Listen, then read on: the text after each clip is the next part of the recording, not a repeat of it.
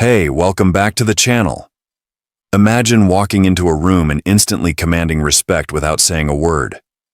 That's exactly what Tommy Shelby from Peaky Blinders does. He's quiet, introverted, and yet incredibly charismatic, someone who can make people hang on to his every move. While you might not want to adopt every part of his personality, there are certain habits that you can learn from him to instantly appear more confident and in control. And while Peaky Blinders is just a scripted show, the psychology behind these habits is very real and can apply to your actual life. One of the first things you'll notice about Tommy is how slow and deliberate his movements are. He never rushes, never fidgets, and always appears in complete control. Even in tense situations where most people might get nervous or antsy, he moves with an almost unsettling calmness. That's because slow, controlled movements signal that you aren't intimidated. It's a quiet display of dominance, a nonverbal way of saying, "I'm in control here." Pay attention to how he enters a room, how he sits, how he lights a cigarette. Everything is done at his own pace, never dictated by the energy of others. But it's not just his movements that make him so commanding. It's also the way he holds eye contact. Even in moments of conflict, Tommy rarely looks away first. That's a powerful move because eye contact is one of the strongest forms of nonverbal communication. However, the key isn't just staring someone down, it's knowing when to hold it and when to break it. Holding eye contact too long in the wrong context can escalate tension, and looking down too soon can signal submission. Tommy finds the perfect balance. He locks eyes when he wants to assert dominance, but when he does break contact, he does so to the side, not down. That simple adjustment changes everything. Looking down can be seen as backing down, but shifting your gaze to the side instead makes it seem like you're choosing to disengage rather than surrendering. What truly makes Tommy so respected, though, isn't just his body language. It's his ability to remain completely non-reactive. No matter the situation, he never lets his emotions take control.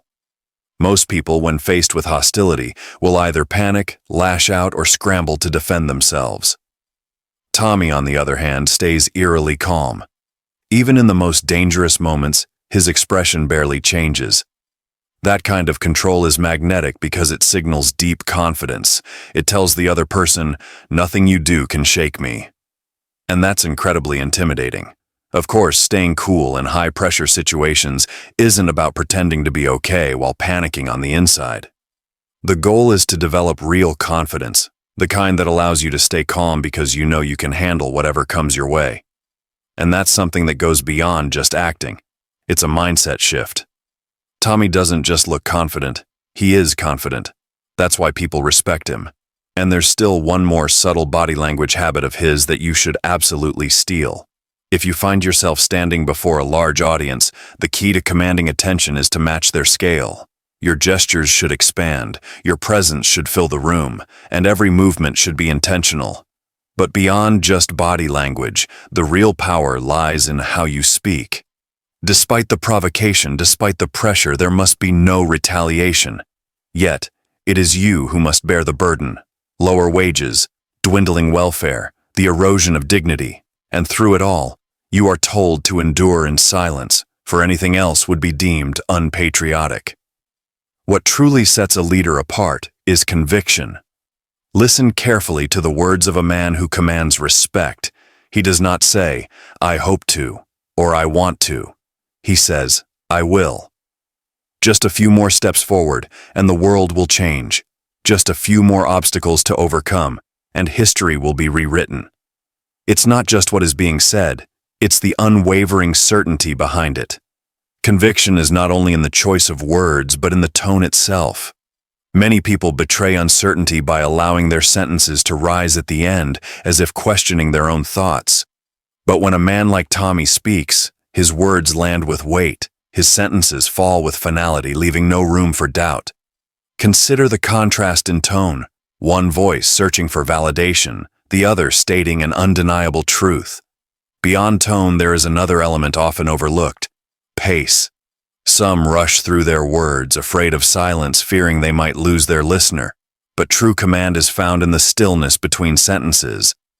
The pause is not an absence of speech, It is a tool, a deliberate choice to draw people in. It's in that moment of anticipation that the weight of words settles, making the next statement even more powerful. There is a calculated patience in every syllable, an awareness that timing is just as crucial as delivery. When facing a powerful adversary, vengeance is not immediate. It is precise. It is a game of patience, a moment chosen with care. And when that moment arrives, it will be undeniable. You might hesitate, fearing that speaking too slowly or pausing too often will invite interruption. The key is not to rush, not to shrink back, but to hold your ground. Maintain the rhythm, own the space, and ensure that every word you utter commands attention. Watch closely. When the stakes are highest, when the room is holding its breath, it is not the loudest voice that dominates. It is the one that speaks with certainty, the one that never hurries, the one that demands to be heard. Taking responsibility for those who rely on you isn't just a duty, it's a ticking clock, a weight that never really lifts. And when it comes to commanding respect, few do it better than Tommy Shelby. He never raises his voice, never needs to, because either he holds the key to what you desire most, or he knows exactly what you fear, and can make sure it never happens. That's the kind of power that makes even the quietest words feel like a thunderclap. Think back to that moment, the one where he's being threatened. He's one decision away from death, yet he remains unshaken. Why? Because he's never truly in danger. He leans in, voice low but unwavering, and reveals exactly what he knows. Your name, your child's school, the tiny details you never thought anyone would care about. In that instant, he turns the tables without lifting a finger. It's not just intimidation, it's control. And the secret to that control? The art of carrot and stick motivation. Of course, in real life, no one's suggesting you go around making threats. But this concept, offering both an enticing reward and a clear consequence, can be applied in a way that's powerful and ethical. Imagine you're asking for a raise. Most people would walk in, say they've worked hard, and simply ask for more money. But that's all about you. What if instead you framed it differently? Hey boss, I know I can bring more value to the company. What would you need to see from me in the next 3 months to justify a promotion? Now, instead of just asking, you're collaborating. You've given them a reason to invest in your growth. And while you're doing that, quietly gather other job offers. So when the time comes, you've delivered on everything they asked for. That's the carrot.